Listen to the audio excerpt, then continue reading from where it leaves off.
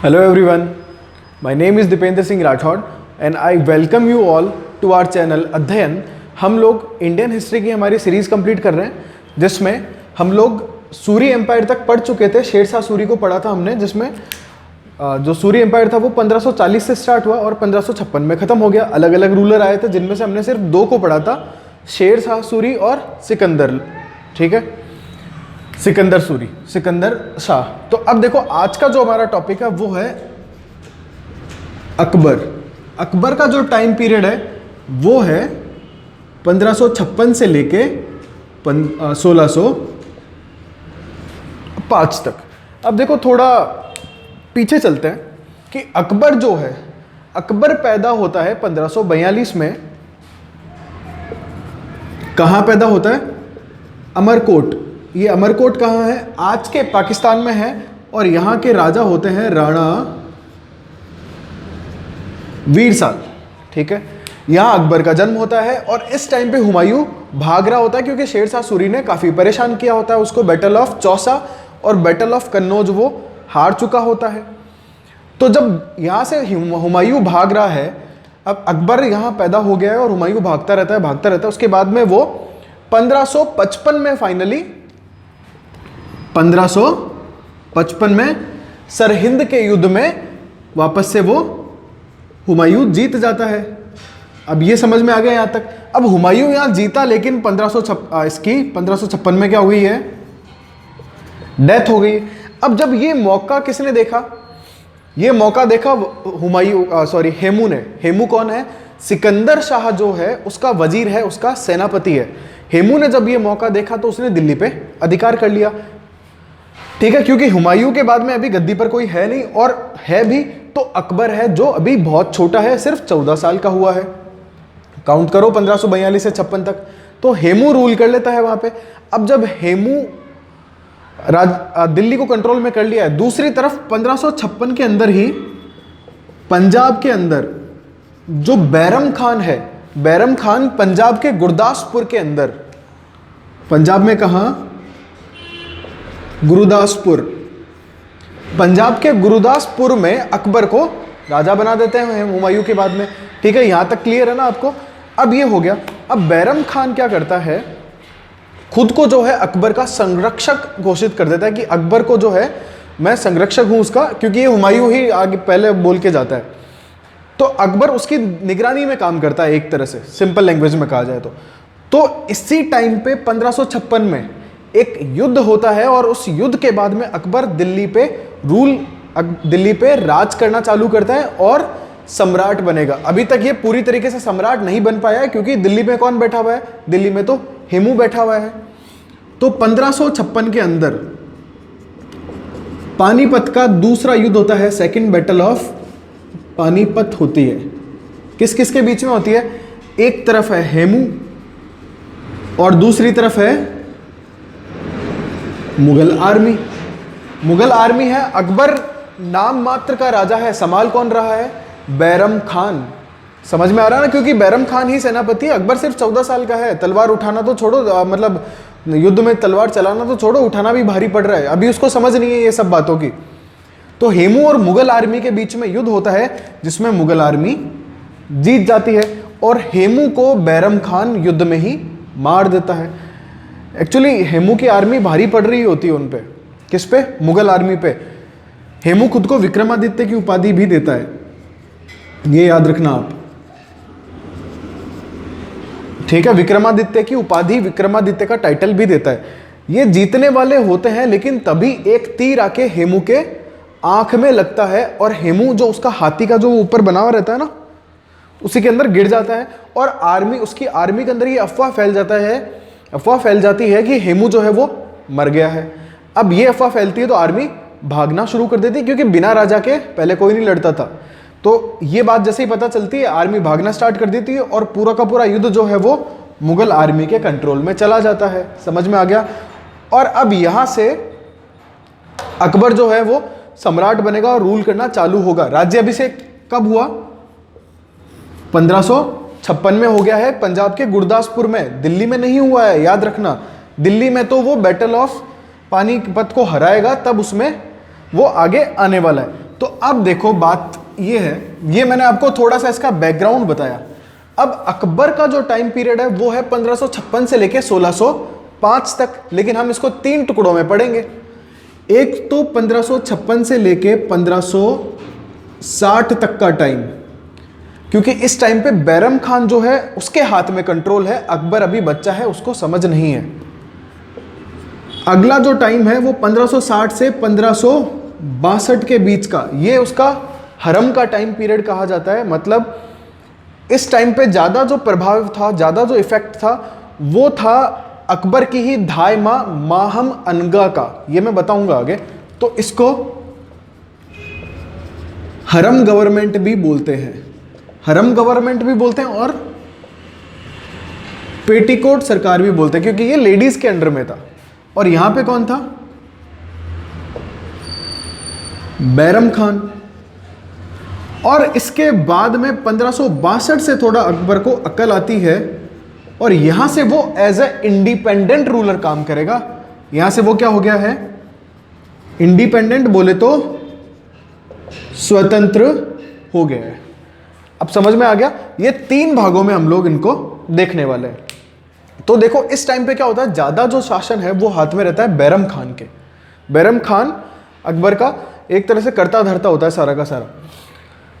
और अकबर की एक धायमा होती है जिसका नाम होता है माहम अनगा, और इसका एक बेटा होता है जिसका नाम होता है आधम खान।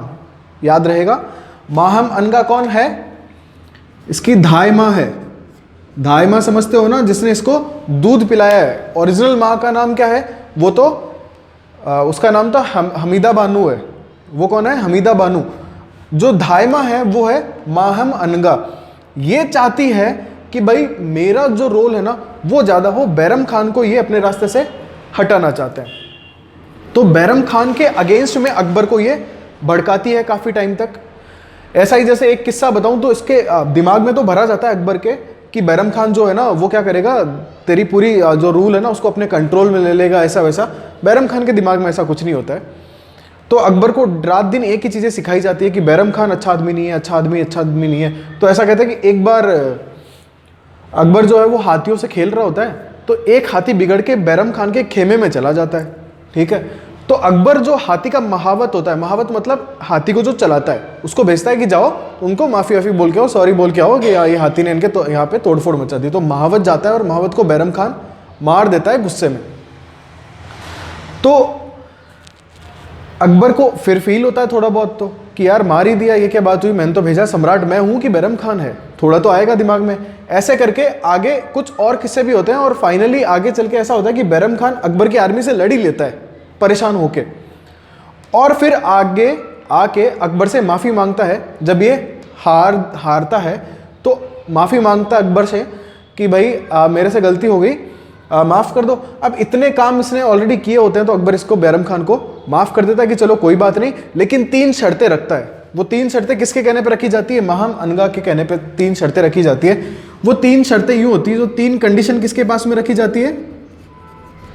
बैरम खान के। देखो बैरम खान के अगेंस्ट में है ना कुछ और भी लोग थे, वो इसलिए थे कि बैरम खान जो था वो शिया था। शिया और सुन्नी का फ़र्क समझते हो? वो बैरम खान शिया था तो सुन्नी वाले चिढ़ते थे बैरम खान से, एक रीज़न ये भी था। तो वो भी अकबर को इसके अगेंस्ट में बोला करते थे। तो 3 कंडीशन रखी उसको कि भाई या तो आप कालपी या चंदेरी की जागीर ले लो, जागीरदार बना देते हैं आपको, कुल मिला के यहाँ से जाओ। ठीक है। दूसरा कि आप हमारे सलाहकार बन जाओ, एडवाइजर बन जाओ, गुप्तचर विभाग भी ज्वाइन कर सकते हो। ये 2 चीजें रखी जाती है कि एडवाइजर बन जाओ किसके? सम्राट के। काम कुछ नहीं करना है, सिर्फ सलाह देनी है। एक तरह से प्रेसिडेंट बन जाओ तुम भारत के, सिर्फ सलाह दो, काम का कोई मतलब नहीं है। तो कि सलाहकार बन जाओ तुम। और तीसरा बोलते हैं कि या फिर मक्का चले जाओ। मक्का चले जाओ मतलब आप चलो हज पे, भाई हज पे चले जाओ आप। ये 3 चीज़ें उनके सामने रखी जाती है। अब बैरम खान सारी चीज़ें समझ चुका होता है, इतना तो उम्र उसने भी खाई है। खैर वो सम्राट के लिए लड़ा होता है आज तक, लेकिन वो भी काफ़ी हद तक परेशान हो जाता है। तो वो बोलता है मैं मक्का ही चला जाऊंगा। और महामनगा तो यही चाह रही होती है। तो तो बैरम खान अपने परिवार के साथ में यहाँ से चला जाता है, मक्का के लिए रवाना हो जाता है। रास्ते में कुछ अफगान लोग उसकी हत्या कर देते हैं। बाद में उसकी बीवी और बच्चा भाग के वापस कहाँ आते हैं? दिल्ली। कहाँ आते हैं? दिल्ली। बच्चे का नाम होता है अब्दुल रहीम। अब्दुल रहीम आगे चल के अकबर के 9 रत्नों में जाएगा। अब्दुल रहीम खान खाना, समझ में आया? अब्दुल रहीम खान खाना जो है वो टाइटल मिलेगा और बैरम खान का बेटा ही होगा वो। और बैरम खान की जो वाइफ है सलीमा, उससे खुद अकबर निकाह कर लेता है दोस्त आने के बाद में। समझ में आ गया? बेटा पढ़ेगा लिखेगा और आगे चल के अकबर के 9 रत्नों में शामिल हो जाएगा, 9 जेम्स में शामिल हो जाएगा। और जो वाइफ है उससे अकबर खुद निकाह कर लेता है। ओके। बैरम खान जो है, बैरम खान को खान ए खाना की उपाधि भी दी थी अकबर ने। क्या कहा था? खान ए खाना, ये याद रखना। बैरम खान को खान ए खाना की उपाधि भी किसने दी थी? अकबर ने दी थी भाई। ठीक है, इतनी बातें हो गई। अब देखो बैरम खान जब यहां से चला गया है तो बैरम खान वाला चैप्टर तो हो गया है क्लोज। अब बैरम खान का कोई मतलब नहीं है। अब जब बैरम खान के जाते ही सारा कंट्रोल किसने ले लिया है? माहम अनगा ने ले लिया है। माहम अनगा जो है, माहम अनगा प्लस एक बंदा और होता है शहाबुद्दीन। कुछ जगह शहाबुद्दीन मिलेगा, कुछ जगह शिहाबुद्दीन मिलेगा, एक ही बात है, कोई दिक्कत नहीं है। इन दोनों को कंबाइंड पीएम बना दिया जाता है। क्या बना दिया? पीएम। और खुद चला गया हरम के प्रभाव में, मतलब मौज मस्ती अय्याशी में डूब गया। ये तो चाहते ही ये थे, उन्होंने इसको जानबूझ के उस रास्ते लगा दिया कि भैया तू डूबा रहे और राज हमारे हाथों में आ जाए। समझ आ रहा है? अब माहम अनगा चाहती है कि मेरा बेटा जो है आदम खां वो क्या बने? किंग बने। अब अकबर के पास में ये बातें पहुंच रही है कि भाई माहम अनगा है, ऐसी ऐसी चालें चल रही है। लेकिन माहम अनगा उसकी दाहिमा रही होती तो ऐसे डायरेक्टली तो कैसे मना करे? उसके कर्ज भी रहे होते हैं इस टाइम के ऊपर अकबर के लिए। तो माहम अनगा के टाइम पे क्या करता है कि वो शहाबुद्दीन को हटा देता है, कोई एक नया पीएम बनाया जाता है। और फिर फाइनली वो क्या करता है, एक अता खां नाम का होता है, अता खां, इसको पीएम बना देता है। ठीक है। अब अता खां जो है वो माहम अनगा के अपोजिट होता है और अकबर के लिए अच्छा होता है। समझ आया? माहम अनगा इससे चिढ़ती है, किससे? अता खां से। तो माहम अनगा क्या करती है, अपने बेटे आदम खां को कहती है कि जा और इसको मार दे, कि गो बेबी एंड किल हिम, मार दो इसको, अता खां को। आदम खां जाता है। आदम खां कौन है? माहम अनगा का बेटा। वो जाता है और अता खां को मार देता है। अता खां को मार दिया और फिर अकबर के रूम की तरफ बढ़ता है आगे। अकबर को यह बात पता चल जाती है कि उसने अता खां को मार दिया। अकबर उससे पूछता है कि भाई क्यों मारा? वो जवाब देने की बजाय अकबर पे ही टूट पड़ता है। फाइनली अकबर बच जाता है, मरता नहीं है। अकबर कुछ सैनिक वैनिक आ जाते हैं और जो आदम खां है मतलब माहम अनगा का बेटा, उसको पकड़ लिया जाता है। समझ में आ गया? अकबर बोलता है इसके हाथ पैर बांधो और पटको नीचे। कहाँ? छत से नीचे गिराओ। नीचे फेंका जाता है, मरता नहीं है, कि वापस लाओ फिर फेंको। दूसरी बार में गर्दन की हड्डी वड्डी टूट जाती है और उसकी डेथ हो जाती है। अब इस बात से थोड़ा दुखी होके आने वाले 1-2 सालों में माहम अनगा की डेथ हो जाएगी। ठीक है। अब ये चैप्टर भी क्लोज हो गया। 2 चीजें समझ में आ गई। हमारे लिए सबसे ज्यादा इंपॉर्टेंट कौन सा है? ये वाला, जब वो इंडिपेंडेंट होके रूल करेगा। आपको इतनी कहानी समझ में आई कैसे वो बैरम खान के कंट्रोल में था और फिर कैसे वो हरम गवर्नमेंट या फिर पेटीकोट गवर्नमेंट, पेटीकोट गवर्नमेंट क्यों? माहम अनगा के कंट्रोल में था वो। अभी एक बार इसका ले लो आप स्क्रीनशॉट, फिर आगे चलते हैं।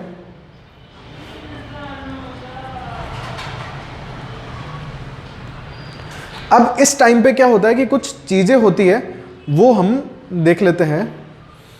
अकबर जो है वो 3 आदेश भी निकालता है 1562 में, 1563 में और 1564 में, 1562, 63, 64 के अंदर। वो तीनों एग्जाम में बहुत पूछे जाते हैं। 1562, 1563, 1564, इनके अंदर से ये दोनों बहुत इंपॉर्टेंट है। एक टैक्स लगता था उस टाइम पे तीर्थ यात्रा पे। तीर्थ यात्रा कर हटा दिया जाता है कब? 1563 के अंदर। 1564 में जजिया कर हटाया जाता है। पूछा जाता है अकबर ने जजिया कर कब हटाया, क्योंकि इससे पहले जजिया लगता था। कब हटाया? 1564 में। तो 1562 में क्या किया? 1562 में अकबर ने कहा कि युद्ध के टाइम पे जो स्त्री और बच्चे होते हैं, जो चाइल्ड है और फीमेल्स हैं, चिल्ड्रन हैं, उनको बंदी नहीं बनाया जाएगा। बंदी नहीं बनाना है कि भाई आप बंदी नहीं बनाओगे और उनको इस्लाम में कन्वर्जन भी नहीं करोगे। ये 3 बातें इंपॉर्टेंट है, लिख लो, याद कर लो, रट्टा मार लो, क्वेश्चन आता है सीधा सीधा। तीर्थ यात्रा कर या तीर्थ यात्रा मैसूर जिसको कहा जाता था, 1563 में हटाया। उसके बाद में 1564 में उन्होंने जजिया हटा दिया है। अब इसी टाइम पे अकबर 1562 में 1562 में कहाँ जा रहा होता है? अजमेर। अजमेर किस लिए जा रहा होता है? ख्वाजा मोइनुद्दीन चिश्ती की दरगाह है, वहाँ दर्शन करने के लिए जा रहा होता है। तो जयपुर के पास में एक जगह है सांगानेर, वहाँ पे आमेर का जो राजा होता है, मतलब आज का जयपुर, पहले का आमेर, आमेर का राजा होता है भारमल। आमेर का राजा कौन है? भारमल। भारमल अकबर से मिलता है, अकबर से मिलता है और बोलता है कि भाई हम अपनी बेटी की शादी आपसे करना चाहते हैं और ऐसा वैसा, क्योंकि इनको डर था कि कहीं अब जयपुर की जो सीमाएं थी वो लग रही थी आगे, तो कि अगला अटैक इन पे हो सकता है। तो आमेर को बचाने के चक्कर में ऐसा कहा जाता है कि राजा भारमल ने अकबर के सामने समझौता रखा कि भाई हम अपनी बेटी की शादी आपसे करना चाहते हैं। कि ऑब्वियसली अब जब जवाई बन जाएगा तो अटैक तो करने से रहा, अपने ही उन पे अटैक क्यों करेगा, क्योंकि ये तो ऑलरेडी इसके एक तरह से सत्ता के नीचे आ चुके हैं ना। तो अकबर बोलता है कि मैं थोड़ा टाइम चाहिए, सोचता हूँ। तो अकबर जब वापस लौटता है अजमेर दर्शन करने के बाद, तो ये मिलते हैं सांभर के अंदर, जयपुर से अराउंड 60 किलोमीटर दूर है, सांभर में मिलते हैं। और वहीं पे राजा भारमल की बेटी हरका बाई की शादी किससे हो जाती है? अकबर से। सांभर में शादी होती है, इनकी एक बेटी होती है, क्या नाम है? हरका बाई। इसी को फेमसली नोन है ये जोधाबाई के नाम से। क्या नाम है? जोधाबाई। बाद में इसका एक मुस्लिम नाम भी रखा है, मरियम उज्जमानी बेगम, ऐसे कुछ करके, तो वो आप नाम थोड़ा देख लेना, ठीक है। ये चैप्टर भी इसके अंदर जुड़ गया है। इसके बाद में ही तीर्थकर और जजियाकर लगते हैं। अब देखो, जोधाबाई तो गई ही गई, भारमल का बेटा और पोता ये भी इनके साथ में कहाँ जाते हैं? दिल्ली जाते हैं सम्राट की सेवा में। पोता कौन है? पोता है मान सिंह। कौन है? मान सिंह। और मान सिंह का रोल रहेगा हल्दी घाटी के युद्ध में, इसलिए मैंने इसको जोड़ा है। तो एक तरह से मान सिंह कौन है? मान सिंह के जोधाबाई जो है वो बुआ लगती है। मान सिंह के क्या लगती है? बुआ लगेगी। भाई भारमल का जो पोता है, भारमल की बेटी है ये जोधाबाई, जोधाबाई के भाई के बेटा, मतलब ये क्या हो गई? बुआ लग रही है उसके। तो आगे चल के मान सिंह का बड़ा रोल रहेगा हल्दी घाटी के युद्ध में। ये भी आप नोट कर लो, फिर आगे चलते हैं। कुछ बड़े बड़े युद्ध की बात करेंगे अभी। अब देखो, एक युद्ध होगा 1564 में। मेन बात करूंगा, 3-4, ज्यादा नहीं बात करेंगे। 1564 के अंदर गोंडवाना पे ये हमला करते हैं और गोंडवाना की रानी होती है रानी दुर्गावती। कौन है रानी?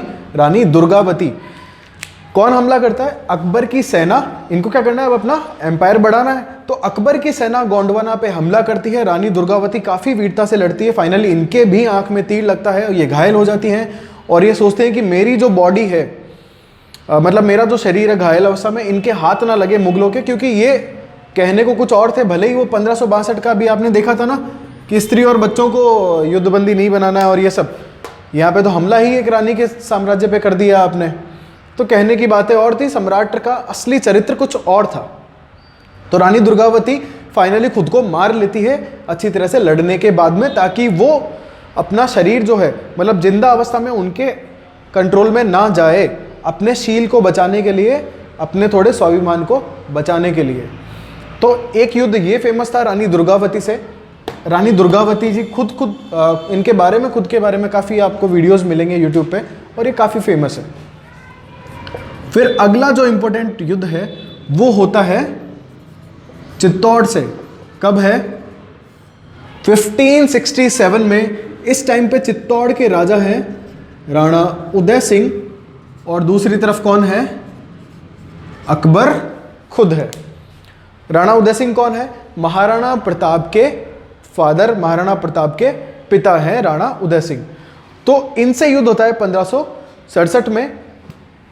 अकबर इसमें जीतता है और 30,000 युद्ध के बाद में अगले दिन जब किले में जाता है अकबर, तो 30,000 किले में रहने वाले नागरिकों को, या फिर मैं दूसरे शब्दों में कहूं तो हिंदुओं को मार डाला जाता है।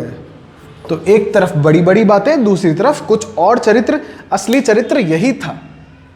अब कुछ चीज़ें हैं जिनके बेस पे एक सिर्फ जजिया और तीर्थ यात्रा कर मैसूर वो जो था उसको हटाने के पीछे आपने उसको सम्राट बोल दिया है, और या फिर धर्म संसद जो बुलाई जाती थी उसके बेस पे आप सम्राट बोल रहे हो। जैसे सिकंदर को भी सम्राट बोला जाता है, Sikandar the great, Alexander the great. तो ऐसा ही है कुछ भारत के इतिहास के साथ भी। तो यहाँ ऐसी बात नहीं कि सिर्फ यहीं मारा, यहाँ भी मारा था, आगे जो युद्ध होंगे वहाँ भी मारेंगे। तो कहाँ गया वो चरित्र जो बड़ी बड़ी बातें करने वाले और ये सब? तो ऐसा कुछ नहीं था, ये भी वैसे ही थे जैसे बाकी के मुगल एम्परर्स थे, या फिर आगे चल के अंग्रेज आएंगे तो वो भी इन्हीं के तरह थे। ठीक है, सब आक्रांता जो होते हैं उनको आपके देश से कोई ऐसा प्रेम नहीं होता है ऑब्वियसली। 1567 में चित्तौड़ के बारे में हमने देख लिया, राणा उदय सिंह। अगला युद्ध कब होगा? अगला होगा ये महाराणा प्रताप से 1576 में। अब 1576 में फेमस बैटल होती है हल्दी घाटी की। याद रखना कब हुई, इसके बारे में तो डेट भी पूछ लेते हैं। 18 जून 1576। एक तरफ होते हैं महाराणा प्रताप, दूसरी तरफ अकबर नहीं होता है। अकबर का कमांडर मान सिंह, मतलब जयपुर के भारमल के राजा के पोते मान सिंह होते हैं। और इस युद्ध में तो यहां तक कहा गया मुगलों की तरफ से, जब मुगल सैनिक परेशान होके जाते हैं सेनापति के पास में, मतलब मान सिंह के पास में नहीं, मुस्लिम सेनापति के पास में, कि भाई हमें समझ नहीं आ रहा है कि हमारे कौन से, सामने वाले कौन से। सबने तिलक लगा रखा है, केसरिया टाइप का पहन रखा है, क्योंकि युद्ध में जाने से आप केसरिया पहनते थे, केसरिया युद्ध में जाने से पहले। तो वो बोलते हैं कि भाई तुम तो मारते जाओ, चाहे अपनी पक्ष का हो या किसी का भी हो, इस्लाम का तो फायदा ही है। ये बात कही गई थी इस टाइम पे, मैं अपने मन से नहीं बोल रहा हूँ। तो असली चरित्र सामने आते हैं सबके, अगर आप हिस्ट्री को थोड़ा सा डिटेल में पढ़ते हो, सिर्फ ऊपर ऊपर से पढ़ते हो तो बात अलग है। तो हल्दी घाटी का युद्ध जो है, वहाँ से महाराणा प्रताप, आप सबको पता है कि महाराणा प्रताप वहाँ से निकल जाते हैं। और अब मान सिंह का कुछ रोल था, ऐसी बात नहीं है कि इतनी बड़ी आर्मी से महाराणा प्रताप अकेले इजीली बच के निकल गए। मान सिंह ने रोक दिया था कि हाँ ठीक है, आपको पीछे नहीं जाना। कुछ दूर तक पीछे गए भी थे, लेकिन फिर चेतक जो है वो हल्दी घाटी को कूद गया। हल्दी घाटी का जो नाला है उसको कूद गया और क्रॉस करते हुए दूसरी तरफ चला गया। बाकी के घोड़े उस तरफ जा नहीं पाए। और तो और मज़ेदार बात यह है, महाराणा प्रताप के भाई थे शक्ति सिंह, वो भी इस टाइम पे अकबर के साथ थे। आगे चल के अकबर को वो छोड़ देंगे। तो हर कोई महाराणा प्रताप के अगेंस्ट था उस टाइम पे, लेकिन फिर भी वो लड़ रहे थे। तो ये बैटल होती है हल्दी घाटी किसके बीच में? महाराणा प्रताप ऑफ चित्तौड़, और दूसरी तरफ है मान सिंह, जो कौन है? अकबर का सेनापति है। अब इस टाइम पे भी ऐसा कहते हैं कि स्टार्टिंग में देखो, ऑब्वियसली आर्मी, अकबर की आर्मी उस टाइम पे थी अराउंड 80,000। एक तरफ है 80,000 लोग। मुगलों के जीतने के पीछे सबसे बड़ी रीजन थी, चाहे वो उन्होंने रानी दुर्गावती को हराया हो, चित्तौड़ हराया हो, ये है, या कश्मीर कहीं भी जीता हो, मालवा को हराया हो, कहीं भी हराया हो, उसके पीछे आर्मी का बहुत बड़ा रोल था। चित्तौड़ की आर्मी थी उस टाइम पे 3-4,000, 3,000-4,000 लोग। ये 3-4,000 लोग कब तक टिकेंगे? लेकिन स्टार्टिंग का हमला इतना तेज था हल्दी घाटी में कि एक बार को तो मुगल आर्मी भागने लग गई थी, लेकिन तभी ये अफवाह फैली कि अकबर खुद आ रहा है और आर्मी लेके। तो सैनिक वापस से लड़ने में लग गए और जीते भी ऑब्वियसली। तो कब्जा नहीं कर पाए पूरे मेवाड़ पे, लेकिन हल्दी घाटी का जो निर्णय, मतलब जो हल्दी घाटी का जो रिजल्ट था, वो काफ़ी हद तक मुगलों के पक्ष में रहा था, क्योंकि मेवाड़ के जो राजा थे, कौन? महाराणा प्रताप, वो वहाँ से निकल गए थे युद्ध से। उसके बाद में वो आने वाले सालों तक अकबर से लड़ते हैं और वापस से मेवाड़ को आज़ाद करवाते हैं। बैटल ऑफ दिवेर होगी और होगी, ये हम सब ने पढ़ा है। इसके बाद में एक और बैटल होती है, इससे भी आपको थोड़ा आइडिया लगेगा अकबर के कैरेक्टर का, कि बातें बड़ी बड़ी, बाकी सब ऐसे ही। फिर एक और बैटल है, एक बैटल नहीं है एक्चुअली, ये 1586 में, 1586 में कश्मीर जो है उस टाइम पे होता था कश्मीर। कश्मीर को जीतते हैं। कश्मीर को कैसे जीतते हैं? कश्मीर का राजा जो होता है उसका नाम होता है यूसुफ खान। क्या नाम है? यूसुफ खान।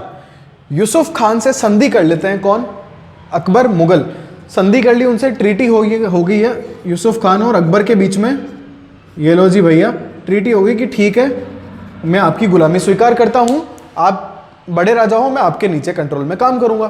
तो अकबर बोलता है ठीक है, इस बात पे शाम को पार्टी है, मिलने तो आ भाई। तो यूसुफ खान पहुँच जाता है अकबर के कोर्ट में और पहुँचते ही अकबर यूसुफ खान को बंदी बना लेते हैं।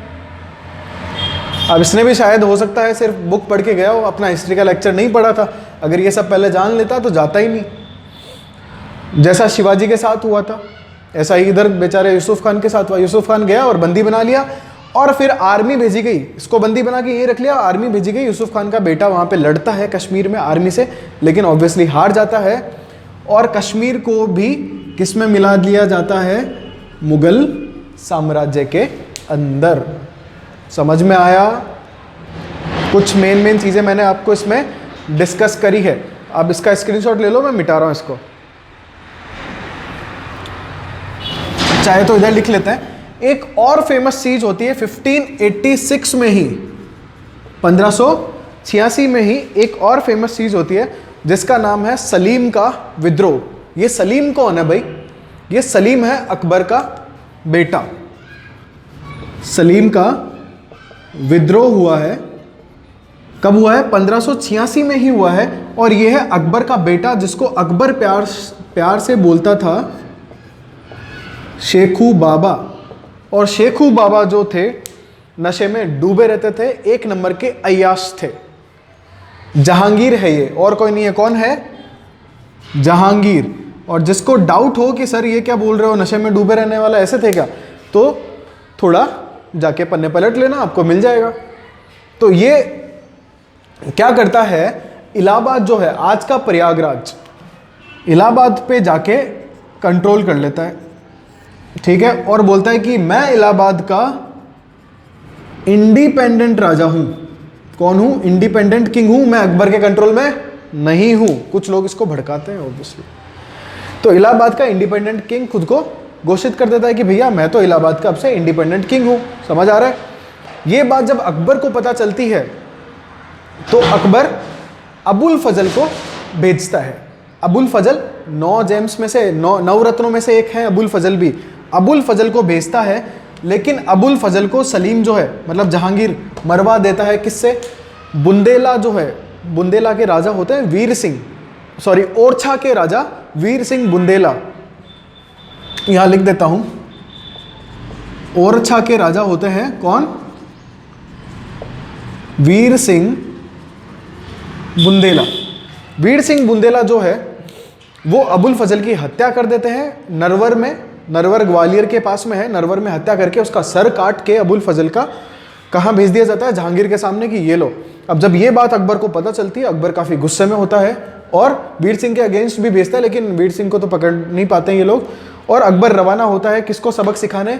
जहांगीर को। लेकिन तभी खबर आती है कि अकबर की जो रियल मदर है उनकी डेथ हो गई है। माहम अनगा तो पहले ही मर गई थी। माहम अनगा तो अराउंड 1564 में डेथ हो गई है उनकी, तो बेटे के बाद में आदम खां के बाद।